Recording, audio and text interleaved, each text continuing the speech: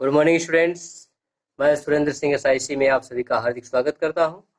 Class second year art के छात्रों के लिए इन दिनों काव्यांजलि से एक प्रकरण चल रहा है, काव्यांजलि का प्रेम माधुरी। पद्य भाग से पहला अध्याय प्रेम माधुरी का 2 पद्यांश आपको पढ़ाया जा चुका है।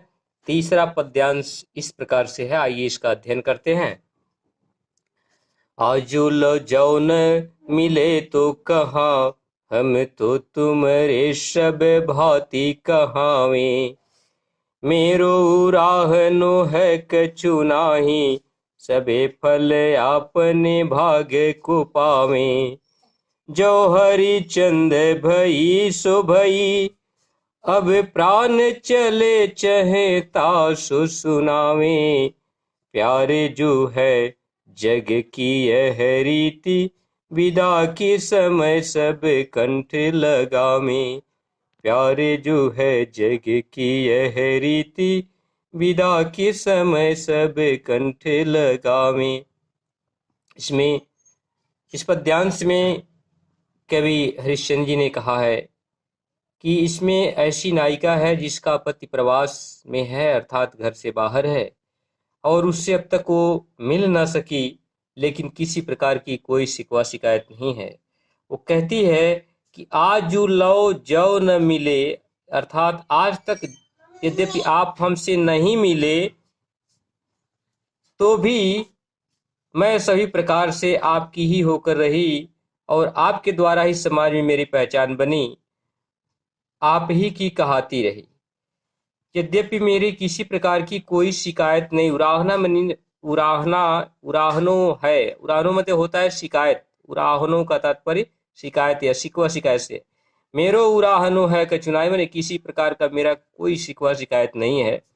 मैं ऐसा मान बैठी हूँ कि सब अपने अपने भाग्य अनुसार फल को प्राप्त करते हैं।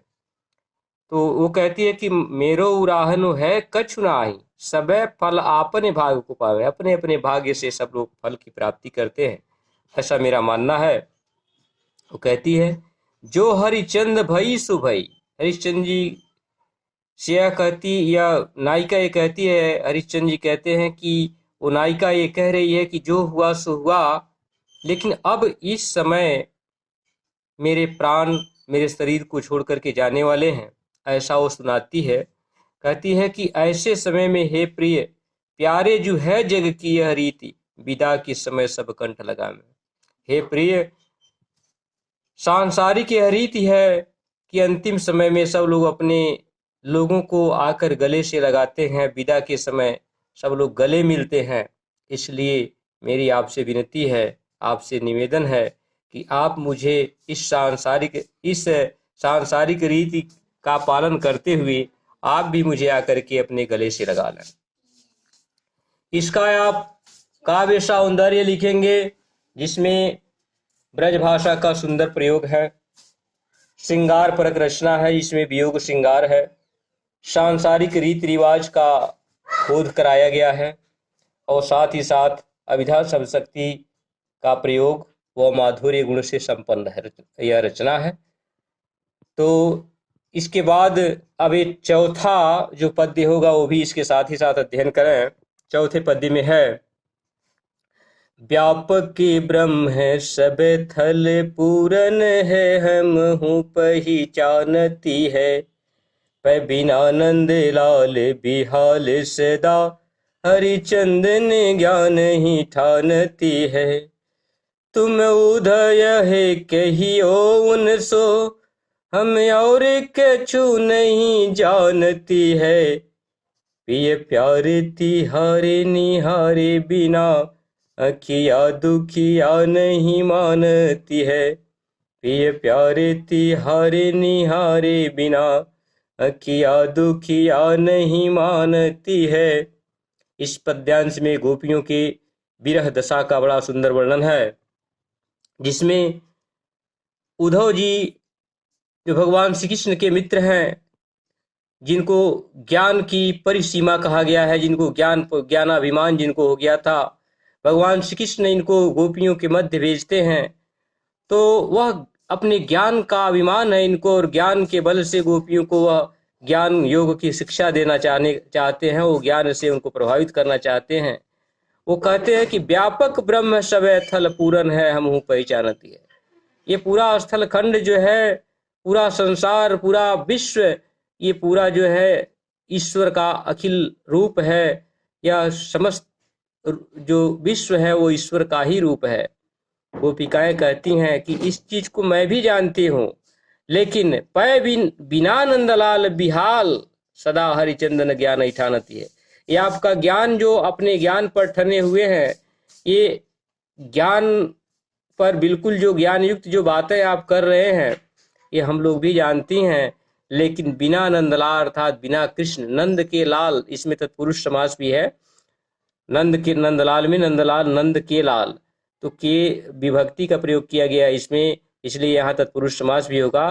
पर बिना नंदलाल बिहाल सदा हरिचंदन ज्ञान ऐठानती है, माने बिना नंदलाल अर्थात बिना कृष्ण के दर्शन किए बिना ये मन हम लोगों का शांत नहीं, बिल्कुल बेहाल रहता है, बेचैन रहता है। इसीलिए कहा है पै बिना नंदलाल बिहाल सदा, सदा मैंने हमेशा हरिचंदन ज्ञान ऐठानती है। तुम उधो यह कहियो उनसो, हम और कछु नहीं जानती। हे उद्धव जी, यदि आप यहाँ उनके हितैषी हैं, शुभचिंतक हैं, तो कृपा करके हमारी उनसे इतनी बात कहिएगा कि यह उद्धव कहियो उनसो, हम और कछु नहीं जानती हैं, हम गोपिकाएं और कुछ नहीं जानती हैं। हे प्रिय, आपके देखे बिना, प्रिय प्यारे तिहारे मने आपके निहारे मने देखने के, देखे बिना मैं निहारे बिना अखिया दुखिया नहीं मानती हैं। आपके देखे बिना ये आंखें, ये दुखियारी आंखें अब बिल्कुल नहीं मानती हैं। इस प्रकार से ये माधुरी का प्रसंग, प्रेम माधुरी का प्रसंग समाप्त होता है, जिसमें इसका काव्य सौंदर्य होगा इस चौथे पद्यांश का।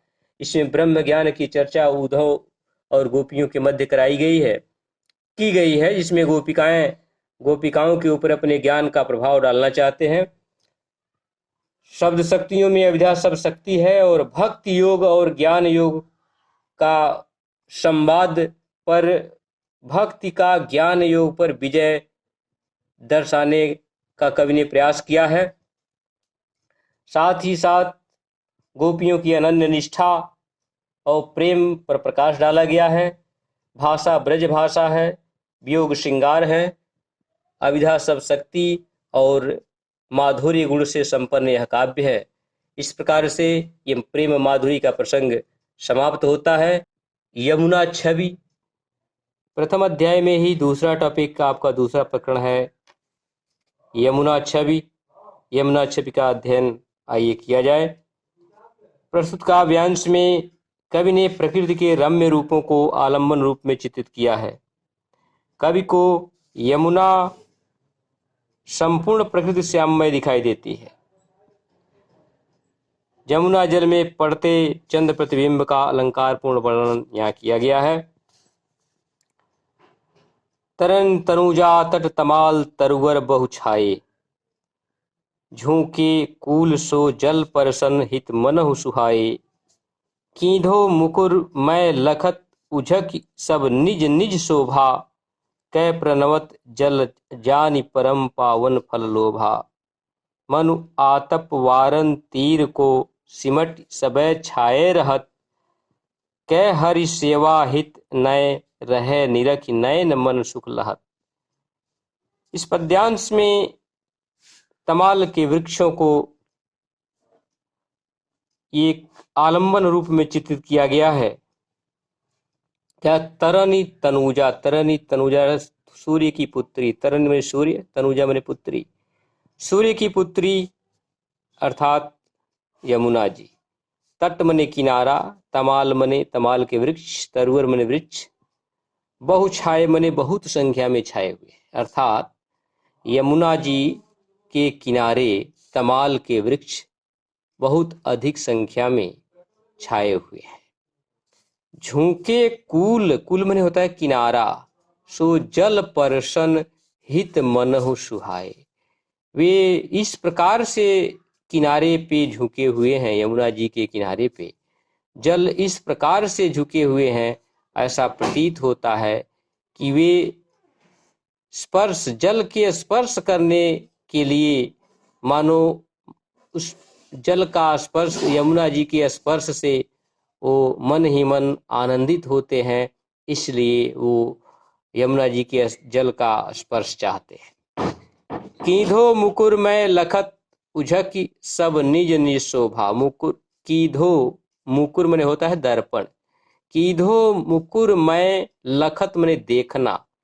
ऐसा प्रतीत होता है कि इस यमुना जल रूपी दर्पण में स्वयं का दर्शन करते हैं, स्वयं को देखते हुए उझक की सब निज निज शोभा, ये वृक्ष तमाल के वृक्ष मानो कि उसमें उझक करके, झुक करके और सब अपने अपने सौंदर्य का दर्शन करते हैं, अपनी शोभा प्राप्त करते हैं।